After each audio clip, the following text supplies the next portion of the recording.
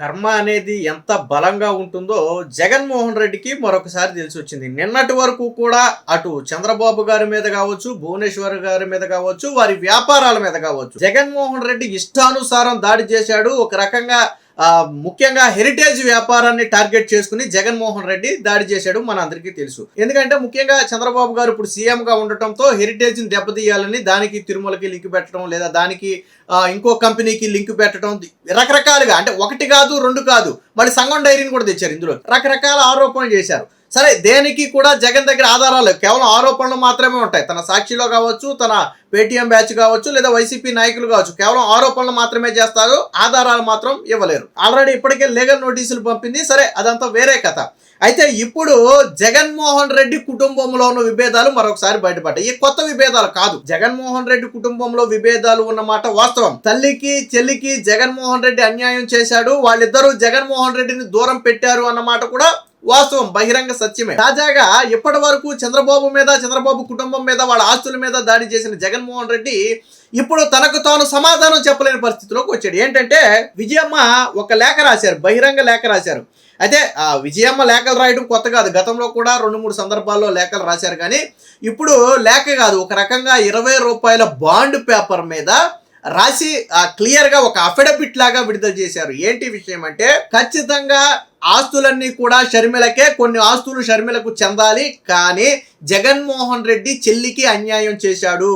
అక్కడతో ఆగలేదు, మేనల్లుడికి మేనకోడలకి కూడా జగన్మోహన్ రెడ్డి అన్యాయం చేశాడు. రాజశేఖర్ రెడ్డి చనిపోయే వరకు ఎక్కడా ఆస్తుల పంపకాలు జరగలేదు.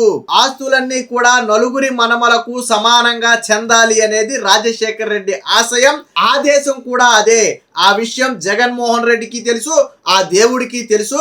ఇప్పటి వరకు ఆస్తుల పంపకాలు జరగలేదు, నలుగురి పిల్లలకు సమానంగా ఆస్తిని పంచాల్సిందేనని చెప్పి కొండ బద్దలు కొడుతూ విజయమ్మ లేఖ రాసింది. దీంతో వైసీపీ పరిస్థితి కక్కలేక మింగల, అంటే ముందు నుయ్యి వెనక గొయ్యిలాగా మాదిరిగా మారింది. ఇప్పుడు నిన్న మొన్నటి వరకు షర్మిలని ఏమని విమర్శించారు, చంద్రబాబు నాయుడు చేతిలో షర్మిల కీలు బొమ్మ అని చెప్పి జగన్మోహన్ రెడ్డి ఒక స్టోరీ రన్ చేయించాడు. అది సాక్షిలో కావచ్చు, లేదా వైసీపీ నేతల చేత కావచ్చు, చంద్రబాబు చేతిలో కీలు బొమ్మగా మారిన షర్మిల అని చెప్పి ఒక స్టోరీ రన్ చేయించాడు. ఓకే, దానికి కాసేపు పక్కన పెడదాం. మరి ఇప్పుడు స్వయంగా విజయమ్మ, జగన్మోహన్ రెడ్డిని కని పెంచిన తల్లి స్వయంగా విజయమ్మే జగన్మోహన్ రెడ్డి అన్యాయం చేశాడు, మోసం చేశాడు అని చెప్పి అఫిడవిట్ రూపంలో విడుదల చేసింది. ఇప్పుడు చంద్రబాబు నాయుడు చేతిలో కీలుబొమ్మగా మారిన విజయమ్మ అని జగన్మోహన్ రెడ్డి ప్రచారం చేస్తాడా? నీ కుటుంబం మొత్తం నిన్ను వెలివేస్తే దానికి చంద్రబాబు నాయుడికి ఏంటి సంబంధం? మనం రాజకీయాల్లో ఉన్నాం కాబట్టి మన మీద ఏ బురద జల్లినా కానీ దాన్ని ఎదుటోళ్ళ కుట్ర అనాలి అనుకుంటే ప్రజలు నమ్మరు. అది గుర్తుపెట్టుకో. అసలు ఇది మీ కుటుంబ వ్యవహారం. దీంట్లో చంద్రబాబు గారికి సంబంధం లేదు, ఆయన ఇన్వాల్వ్ కూడా కాడు. ఇన్వాల్వ్ అవ్వాల్సిన అవసరం ఆయనకి లేదు.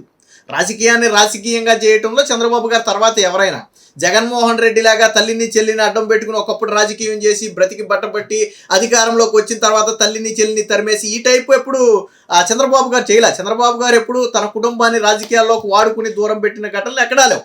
ఉన్నవాళ్ళు ఉన్నారు, లేని వాళ్ళు లేరు, అంతే రాజకీయాల్లో మొదటి నుంచి కూడా. కానీ జగన్మోహన్ రెడ్డి చేసిన పనికి ఈరోజు షర్మిల తరపున విజయమ్మే మాట్లాడటంతో వైసీపీ నేతల నోళ్లు పెగట్ల. ఒక రకంగా షర్మిల మీద చాలా తీవ్ర స్థాయిలో విమర్శలు చేయించిన తర్వాత కన్న తల్లిగా తట్టుకోలేకపోయిన విజయమ్మ ఇప్పుడు నోటు విడుదల చేసింది. వాస్తవానికి షర్మిల మీద తీవ్రమైన దాడులు చేశారు. ఏమని, 30 ఏళ్ళు పెళ్ళైన 30 ఏళ్ల తర్వాత షర్మిల ఆస్తులేంటి, జగన్ కష్టార్జితంలో నుంచి తాను సంపాదించిన సంపాదన నుంచి 100 కోట్ల రూపాయలు షర్మిలకి ఇచ్చారు. షర్మిలకి ఇంకా ఆస్తులు రావు. ఒక రకంగా జగన్మోహన్ రెడ్డి ఉదార భావంతో దానం చేశాడు. ఇప్పుడు ఆస్తులు అడగటం ఏంటి, గతంలో జగన్ జైలుకి వెళ్ళినప్పుడు మరి నువ్వెందుకు వెళ్ళలేదని చెప్పి ఒకటి కాదు రెండు కాదు రకరకాల విమర్శలు చేస్తే పాపం విజయమ్మ బాధపడింది. ఎందుకంటే కన్న తల్లికి ఎవరైనా సమానంగానే చూస్తారు. ఇప్పుడు కొడుకైనా కూతురైనా ఒకటే. కానీ ఇక్కడ కొడుకే స్వయంగా కూతురిని నలుగురిలో బదనం చేయడంతో పాటు వైసీపీ నేతల చేత, అంటే కుటుంబ వ్యవహారాల్లోకి రాజకీయ నేతల చేత విమర్శలు చేయించడం విజయమ్మ జీర్ణించుకోలేకపోయింది. ఇదే మాట జగన్మోహన్ రెడ్డి చెప్పుంటే విజయమ్మ రియాక్ట్ అయ్యేదో లేదో మనకు తెలియదు. కానీ జగన్ మాట్లాడట్లా. ఎవరు మాట్లాడుతున్నారు? భారతీరెడ్డి ఎవరి చేత మాట్లాడిస్తుంది? వైసీపీ నాయకుల చేత మాట్లాడిస్తుంది. షర్మిలకు అదే బాధ కలిగింది. మా కుటుంబ వ్యవహారం మాట్లాడితే జగన్ మాట్లాడాలా, భారతీరెడ్డి మాట్లాడాలా? బయట నుంచి ఎవరినో తీసుకొచ్చి నా కూతురు మీద విమర్శలు చేయించడం ఏంటనేది తల్లికి నచ్చలా. అందుకనే జగన్మోహన్ రెడ్డి మీద ఈ స్థాయిలో విమర్శలు చేస్తూ ఒక అఫిడవిట్ విడుదల చేసింది. ఇందులో ఏం రాసింది చూడండి. ఆ ఆస్తులన్నీ షర్మిలవే, ఎంఓయూలో ఉన్నవి ఆమెకి చెందాల్సిందే, కుటుంబ ఆస్తుల పంపకాలు అనేది జరగలేదు. నలుగురి మనుమలకు సమానంగా చెందాలి, ఇది వైఎస్ ఉద్దేశం, ఆదేశం కూడా. మేనల్లుడికి మేనకోడలికి జగన్ అన్యాయం చేశాడు. ఆ నిజమేంటో నా దేవుడికి నా కుమారుడికి కూడా తెలుసు. బాండ్ పేపర్పై విజయలక్ష్మి స్పష్టీకరణ. షర్మిలపై వైసీపీ నేతల దాడికి చెక్కు. అసత్య ప్రచారాలు ఆపాలని హితవు. తల్లి చెల్లి మధ్య జగన్ ఉక్కిరి బిక్కిరి. అంటే ఒక రకంగా విజయం ఇందులో కామెంట్ చేసింది, మీకేం తెలుసని మాట్లాడుతున్నారు, అసలు మీరెవరని మాట్లాడుతున్నారని చెప్పి వైసీపీ తరపున ఎవరైతే ముఖ్యంగా రాచమ్మలు శివప్రసాద్ లాంటి వాళ్ళు చాలా హద్దు మీరు మాట్లాడుతున్నారు. ఒక రకంగా ఒకానొక దశలో షర్మిల వాళ్ళ కూతురే కాదన్నది కూడా, రాజశేఖర రెడ్డి కూతురే కాదన్నది కూడా బహుశా ఆయన అనుకుంటున్నాను, నాకు అంత కరెక్ట్గా ఐడియా లేదు. సో ఒక హద్దు మీరు మాట్లాడుతున్నారు. దీనికి విజయమ్మ చెక్ పెట్టింది, మీరెవరు మాట్లాడటానికి, మీకేం తెలుసు అని మాట్లాడుతున్నారు. ఇప్పుడు సమాధానం చెప్పాలా? విజయమ్మ అడిగిన ప్రశ్నకు వైసీపీ నాయకులు ఎవరైతే షర్మిల మీద విమర్శలు చేస్తూ మాట్లాడారో వాళ్ళు సమాధానం చెప్పాలా. ఆస్తుల పంపకం అనేది జరగలేదు, నలుగురు మనవలకు సమానంగా పంచాలి అనేది రాజశేఖర్ రెడ్డి ఆశయం, ఆదేశం అని కూడా చెప్పింది. ఇప్పుడు రాజశేఖర్ రెడ్డి ఆశయాన్ని జగన్మోహన్ రెడ్డి నిలబెట్టాలా వద్దా? స్వయంగా తల్లి చెప్పింది. రాజశేఖర్ రెడ్డి భార్య జగన్మోహన్ రెడ్డికి తల్లి అయినటువంటి విజయమ్మ చెప్పింది. అది వాస్తవం. ఆ రోజు వరకు ఆస్తులు పంచలేదు అనేది వాస్తవం అని. సో దీని మీద అసలు ఈ లేఖలో ఏం రాసింది అనేది ఒకసారి చూద్దాం. దీనికంటే ముందు వైఎస్ కుటుంబంలో ఆస్తుల గొడవ మళ్ళీ రచ్చకెక్కింది. కుమార్తె షర్మిలపై వైసీపీ నేతలు వంతుల వారీగా విమర్శల దాడి చేయడంతో మరోసారి తల్లి విజయలక్ష్మి రంగంలో దిగారు. క్లాసిఫికేషన్ రూపంలో కుమారుడు జగన్కు షాక్ ఇచ్చారు. ఆస్తుల పంపకం జరగలేదు, వైఎస్ మరణించే నాటికి ఉన్న ఆస్తులన్నీ కూడా ఉమ్మడి ఆస్తులే, అవిని కుండ బద్దలు కొట్టినట్లు చెప్పారు. మీకేం తెలియదు, మీరు మాట్లాడొద్దు అన్నట్టుగా వైసీపీ నేతలకు పరోక్ష హెచ్చరికలు కూడా పంపుతూ 20 రూపాయల బాండ్ పేపర్పై నోటరీ చేయించి మరి విజయలక్ష్మి అయితే విడుదల చేశారు విజయమ్మ. ఇక్కడ అసలు ఈ లేఖలో ఏం రాశారంటే, 2009లో వైఎస్ రాజశేఖర రెడ్డి మరణం వరకు ఆస్తులన్నీ కూడా కుటుంబ ఆస్తులే, కంబైన్డ్ ఫ్యామిలీ అసెట్స్. ఆస్తుల పంపకం ఎప్పుడూ జరగలేదు. అన్ని ఆస్తులను నలుగురి మనుమలకు సమానంగా పంచాలని వైఎస్ఆర్ ఉద్దేశం, అది ఆయన ఆదేశం కూడా. దగ్గర వాళ్ళందరికీ కూడా తెలిసిన వాస్తవం ఇది. ఎంఓయూలో షర్మిలకు రాసిన ప్రతి ఆస్తి న్యాయంగా ఆమెకు చెందాల్సిందే. అందుకే జగన్ ఎంఓయూ కూడా రాశాడు, నిజానికి తక్కువ రాశాడు. సరస్వతి సిమెంట్తో సహా ఎంఓయూలోని యలహంక ల్యాండ్ కూడా షర్మిలదే. ఇచ్చాను అని చెబుతున్న డబ్బు షర్మిల వాటాకు ఇచ్చిన డివిడెండ్ మాత్రమే. ఆస్తుల విషయంలో జగన్ తన మేనల్లుడికి మేనకోడలికి ఇప్పటి వరకు అన్యాయం చేశాడు. ఎప్పటికైనా న్యాయం చేస్తాడని తన కన్నతల్లిగా ఆశిస్తున్నాను. ఆస్తుల పంపకం జరగలేదు. ఇప్పుడు చదువుతున్న షర్మిల ఆస్తుల లాంటివే జగన్ కూడా వైఎస్ఆర్ ఇచ్చారు. అది ఆస్తి పంపకం కాదు. నిజం ఏమిటో నా దేవుడికి నా కుమారుడికి తెలుసు. గోబాల్స్ ప్రచారం చేయటానికి మీరెవరు?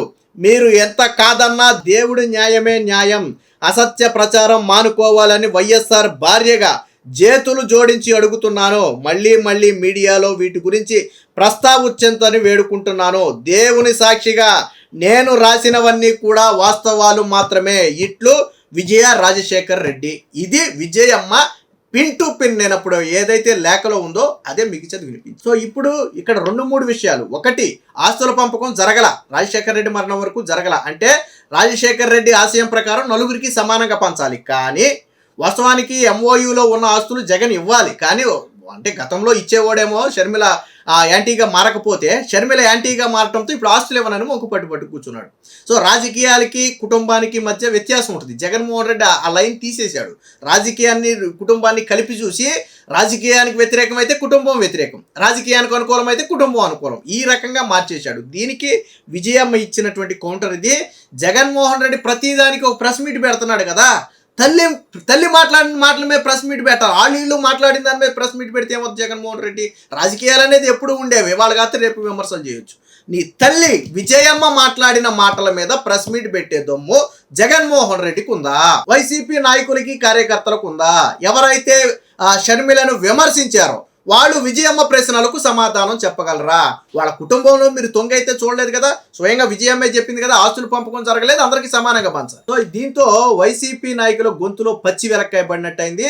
మరొక్కసారి జగన్మోహన్ రెడ్డి నీచ చరిత్ర, తల్లిని చెల్లిని ఎంత అన్యాయం చేసి జగన్మోహన్ రెడ్డి రాజభోగం అనిపిస్తున్నాడు. ఇంకోటి ఏంటంటే, జగన్మోహన్ రెడ్డి ఉంటున్న యలహంక ప్యాలెస్ జగన్మోహన్ రెడ్డిది కాదు, షర్మిలది. పార్టీ ఏమో శివరామకృష్ణ ఆయింది. ఉండే ఇల్లేమో షర్మిలది. ఇది అంటే ఇదేం ఫ్యామిలీయో జగన్మోహన్ రెడ్డి విధానాలు ఏంటో నాకు అర్థం కావట్లా. ఆ చివరికి తాను ఇప్పుడు ఉంటున్న యలహంక ప్యాలెస్ కూడా తనది కాదు. యాజ్ పర్ రూల్ ప్రకారం, MOU ప్రకారం అది షర్మిలకి చెందాల. అంటే షర్మిలను అక్రమంగా బయటకు తరిమేసి జగన్మోహన్ రెడ్డి ఉంటున్నాడు. మన భాషలో సింపుల్గా చెప్పాలంటే షర్మిల ఆస్తిని జగన్ అనుభవిస్తున్నాడు అంటే అర్థం ఏంటి? చెల్లిని అన్యాయం చేసి బయటికి గెంచేసి జగన్ అనుభవిస్తున్నాడు. సో ఇది పార్టీ ఒకటిది, ఆస్తి ఒకటిది. జగన్మోహన్ రెడ్డి నీచమైన చరిత్రకి ఇది ఉదాహరణ. Please subscribe to Leo news for more videos.